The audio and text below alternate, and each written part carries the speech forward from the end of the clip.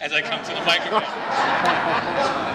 I'm going to be brief. And first, let me, to the chairperson, to Benjamin Jones, to the president and CEO, John Robinson, to the board, and to everybody. It is a pleasure to be here to help to celebrate 40 years of this wonderful organization, the National Minority Business Council, and standing out there and fighting for both small businesses and minority and women-owned firms is, as I said, for me, that's been a mission for a big part of my life in working and focusing in that area, in growing businesses that I used to say just needed access and opportunity.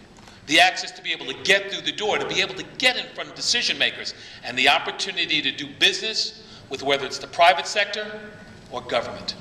So your 40 years, something to be very proud of. And one of the things about it, if you go back and look,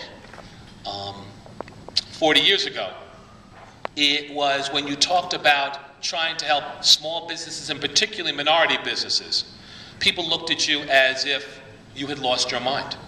People looked at you and said, wait a second, where's the capacity? Can they do the work? Can they do the business? And if we give them that business, isn't it a handout?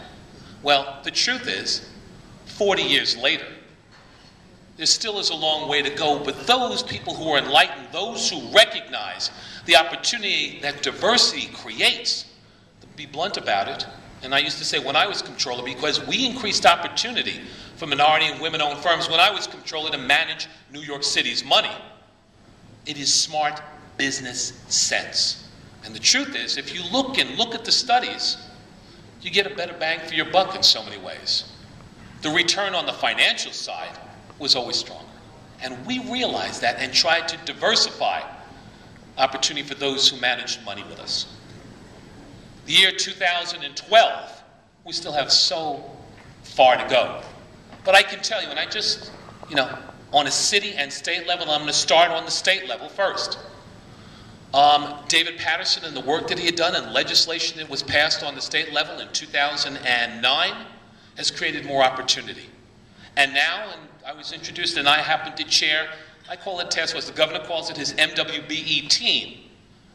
Let you understand, it is not paid. I chair his team, comprised of a few elected officials, most of his top commissioners, some individuals from the outside with the goal. The governor has set a goal, and those of you who know Andrew Cuomo know when he says something, he means it. For the state of New York, he's talked about 20% as a goal. 20%. And right now we realize the number that he started with when he walked into office was probably somewhere between 6 and 9%. 20% is a huge jump. But New York State is focused on it. If you talk to people, they're getting opportunity. They're getting a chance to do business with the state of New York. Are we at 20% yet? 18 months into his term? Absolutely not. But I almost guarantee you, by the end of his first term, New York State will be at 20%.